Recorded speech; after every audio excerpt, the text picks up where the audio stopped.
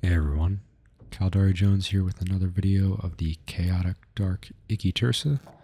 Tonight I want to talk about Kikimora rooms. These rooms are going to be some of our slower rooms because there's just so much remote reps going out, so there's going to be a lot of gun DPS that you need to do. These rooms, with our current plasma smart bombs and the ranges that we have, we actually can make a dent on the Kiki tanks as long as you can stay within them. So really what we want to do is be able to maintain our mobility with the micro warp drives so that one, we can get those smart bomb damages working for us, and then ideally two, land a cult. So in this first room here we have, I believe, 9 Kikimoras. Unfortunately this is 10 Kikimoras. Unfortunately no scram, so there's no anchoring here. And then right out of the gate, you see me do something that really you shouldn't do. One, I bounce off the asteroid, which we can't really control when the asteroid is at that spawn. But then I go down to this biocache to loot, and you can see we're almost 90 seconds in this room. We've killed one ghost in Kikimora, but now we have to go back, and we haven't really even started the room just because I wanted to loot it first. Okay, so now I'm actually up in the pack and actually starting this room. I'm getting occult onto this tangling. This is a 50%, so my occult's going to go out to just under 9,300 meters. I'm going to try to approach this Kikimora. One thing that is nice about having all these webs is with a micro warp drive, we're still going to be fast enough to keep pace, but we are slowed down enough that we're not really going to overshoot them. So as long as you're maintaining range, you will be able to maintain a cult here fairly easily. Since this is a 50% Kikimora room, you do want to keep an eye on your tank. If you start falling behind, you want to just pull range and reset these Kikimoras. What you'll see me do with this tracking disruptor is I'm looking at the Kikimoras that might be right at the edge of my smart bomb range, and I am single cycling them with the turret disruptor. And I think you can see me even do a heated one here. And if you look at that, I just reset that striking Kikimora's ramp.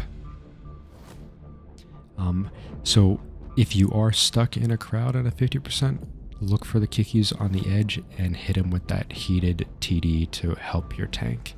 And then still you can see I'm doing no overheat on the tank here, so we do have gas left in the tank, and every time we knock out a Kiki, we are just, pulling more and more ahead.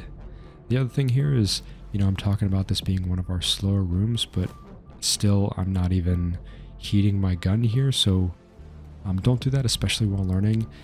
You can get good heat value on this gun, and we are landing a cult, so there's no reason to just not start batting these Kikis down as fast as possible. Also, you can see that I'm still on the double entropic sync fit here. These are Tech 2 entropic syncs, no mutations. If you are worried about your timer in gun rooms, you can always mutate these. I'd still go with cheap mutations. And then, you could roll Pyro if you really wanted to, but, again, we're sitting on a lot of heat here that we could be using. I dip outside the boundary here, and I go back in. I've gone fairly far outside the edge here before. With the micro warp drive, you don't want to be reacting too late when you go out of bounds, and I want to make sure that I stay in this pack with these smart bombs, so I just go right back inside the room, and I'm just finishing these Kikimoras off, and then really the Damavix should be dead. You can see I'm 30 kilometers from the gate. This is where having the micro warp drive helps. Obviously we're going to burn time after the room is done here, but if you had an afterburner, you're looking at adding 30 seconds right there. And then if we had not looted at the start, really what we should have done is, once we realized that the room was mostly over, is maybe send a drone or two to the biocache, or at least get in mezzanine range of the biocache and tractor it in. And you don't even always have to fully tractor it in. You can just bring the wreck in line with the gate, scoop the tractor, and then scoop the loot on your way to the gate. Just a small... You can really tell where I've tried to optimize time with the afterburner fits, because I really don't want to burn a lot of travel time.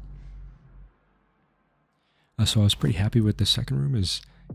When I'm doing these runs, I'm always looking for rooms, or really combos of rooms that might be a problem for new pilots, and at this point I've gotten 2 Kiki rooms, which I'm thinking, okay, so we've got 2 relatively slow rooms for this fit. There is one anchoring Damavik here, so I go in with a heated Baryon on it, and my thought is, okay, I'm just going to dunk this anchoring Damavik, and then I'm just going to go to town on these Kikimoras, and it should be mostly the same as the previous room. This room has a couple more Damaviks, so we have, I believe, one less Kikimora than the last room, so we should be good with tank. And then one thing that I do here is I react too late. I've got this anchoring Damavik in structure, but you can see the reps are landing on it, and at this point I've fallen behind. So I'm thinking about it here, do I want to just power through this? And after the fact, I might have been able to, but I decided to actually give up on that anchoring, and I think I called down this Kikimora. I'm almost positive I get reset here. Because there's two tanglings here, and I can't use my micro warp drive, I have one. You can see I preheated the micro warp drive for the chance that this anchoring loses scram on me, but I'm also just kind of flying away from the pack because while, I do want to be inside that pack to get smart bomb damage, I'm still just uncertain about this room with this tank, so I'm just staying on the edge just to give myself a better chance if I need to start resetting Kikis. But you can see that the tank's fine. I probably should not have played this so passively. And then as I'm starting to cycle through these striking Kikimoras to reset them, another thing that I noticed too late, especially once I stop moving here, is these striking Kikimoras, when I land them with the turret disruptor, they're actually in occult range. But at this point in the room, I was kind of set on, okay, I'm just going to have to kill these with Baryon. I know I'm still going to be okay on time. I was just kind of accepting my fate and just not picking up on the fact that, hey, there's a better way to do this. And that this is honestly why I enjoyed the Dark Ikitursas, because, we just had two similar spawns, but we're going to fight them very differently. I don't have my micro warp drive here, so I can't just approach the pack. Now, we have dropped the webs here, so we have some mobility back, but again, they're still just going to be faster than me. But yeah, versus where if I was in a mutant, I would do these spawns essentially the same way. Yeah, I'm still hitting this Ghost and Kikimora with Baryon. Still haven't clued into the fact that, this Strike Kikimora that I have the Disruptor on is coming into occult range. And I'm hoping that I pick up on it here. Now I go into this Tang and Kiki. So yeah, again, you can see that even with imperfect play, this room is faster than the last room. That makes sense. There's less Kikimoras. But I ramp Baryon on more targets here. But I do start the room sooner. The last room I started about 90 seconds in.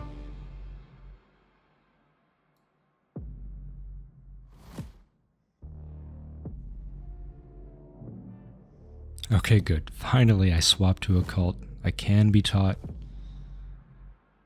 And I actually get a ramp on this Strekny Kikimora.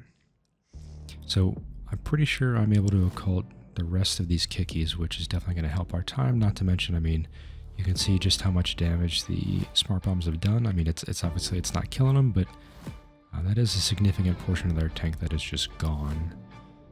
And while I'm working on those, looking at the clip now, I can tell you what had happened with the anchoring is, I got it into structure, but then I missed, it was about 3 or 4 gun cycles in a row. So hindsight being 2020, if I just stayed on the anchoring, which at that point was orbiting me with micro warp drive on at like 2,500 meters, if I had landed a shot, I probably would have just vaporized it. But really here, me seeing the spawn and knowing that if I sit still, I can push most of these targets into occult range and I'll be okay.